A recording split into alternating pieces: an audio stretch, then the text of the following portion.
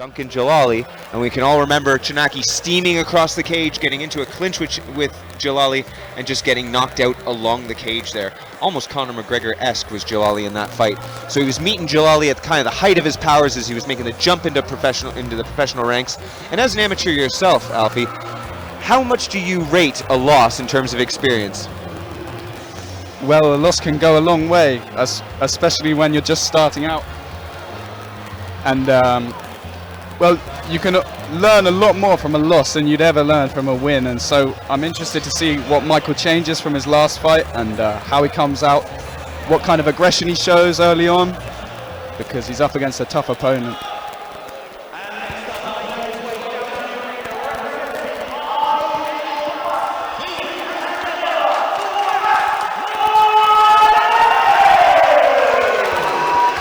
And to an absolutely thunderous applause comes the Tooth. Now, Alfie, you've got a bit of insight into Max. You've come up with Max as training partners from the time you were quite young. When did you start training with Max?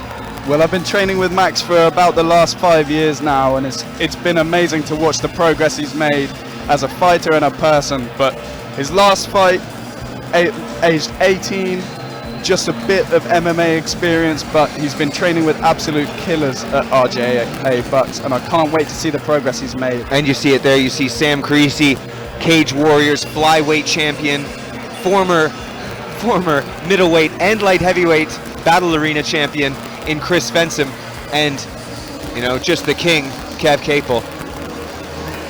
As you say, obviously Max is still developing, still really young, a university student, and he's taking this time to really address some of his issues. I know he's got a strong grappling game that's coming together, and it's going to be really, really telling to see how this fight plays out with Chocknacki. I know which camp you're in, that's for sure, and I'm going to try to balance it out. But Max looking very cool, calm, and collected. With the blonde hair, Charles Oliveira style. Yeah, he's dope Bronx tonight, isn't he? And the only loss from Mordente is to Aaron Coburn. Getting to that maybe.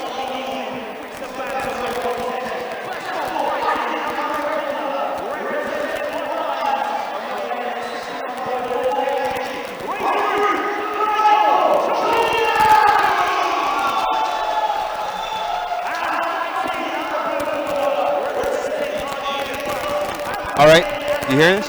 We got Max Mordente in that red-blue corner. And we've had a bit of a blue corner red corner curse really. Anybody in the red corner has been losing tonight, and it's been all blue. So let's see if we can switch that up tonight. But I don't know if Mordente is going to let that happen.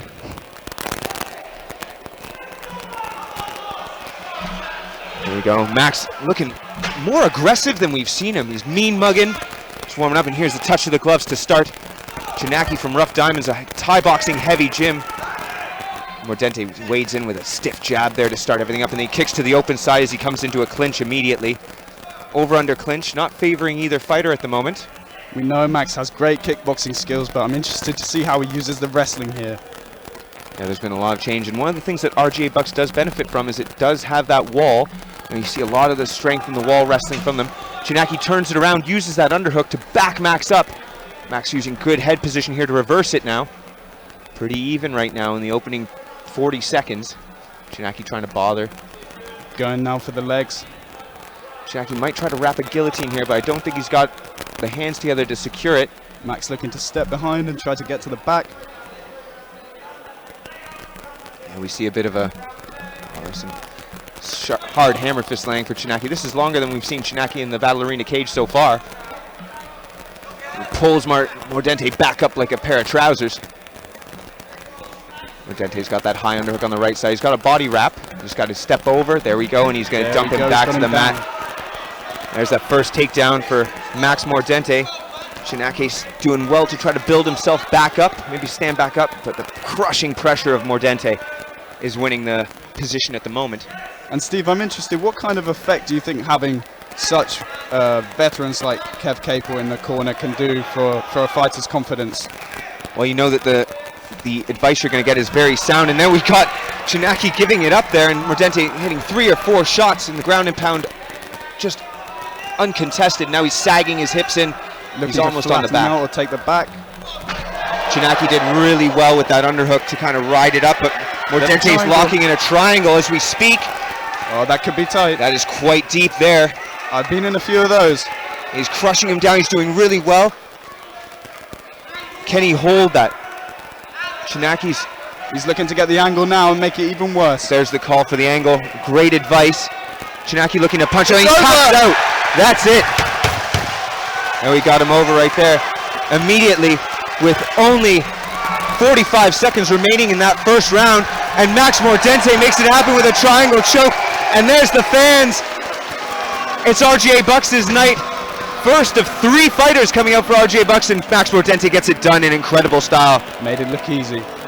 He really did. He wasn't out of position. You know, he rode that underhook a bit high and kind of came around the back of Chocknacki, and Chocknacki smashes him to the ground. But Max, we've seen that wherewithal with him before. He gets out of position, or you think he is, and then he cinches up the triangle. This must feel pretty special for you, Alfie. I don't know what I've just watched, Steve. I think it will take a couple minutes to sink in, but I'm very happy. You know, as a training partner, we all get to, you know, you all get to share a bit of that victory, but it belongs to Max Mordente. As somebody with the inside scoop, Alfie, where do you think he goes from here? I think he just keeps going on up. His jiu-jitsu is brilliant. I want to see him compete in more and more jiu-jitsu competitions. I know he's got a few coming up against heavier guys and just keeps proving himself, but on the MMA scene, I don't see many guys that can stop him at 61 kg. I want to see him keep fighting and be active, because it's been a couple years since his last fight. So more activity from Max Mordente. That's what I think we all want.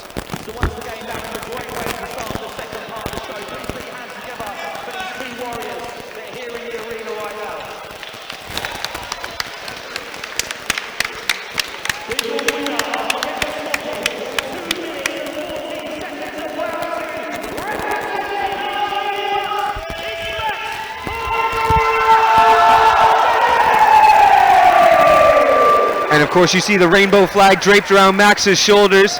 He's representing all peoples out there, the LGBT plus community. Obviously we've just had Pride Month here in the UK, and it's great that he's representing all people. Obviously the cage doesn't discriminate. There's only winners and learners here. Tonight the winner, Max Mordente, and the learner, and we hope to see him back soon, Michael Chocknacki. I just love that Chocknacki comes to fight, you know. He's scrappy, he wanted to make it, he was going to try to fight out every single position. Max had his hands full there for a few seconds, but it's just the experience like you were talking about, Alfie. It's the way that, you know, you've got those coaches behind you, you can trust everything, you can be confident in your moves because you know that they're backing you up, eh? And even with the loss on his record against Aaron Coburn, you can only take positives away from that, especially seeing what he's gone on to do, becoming amateur champ.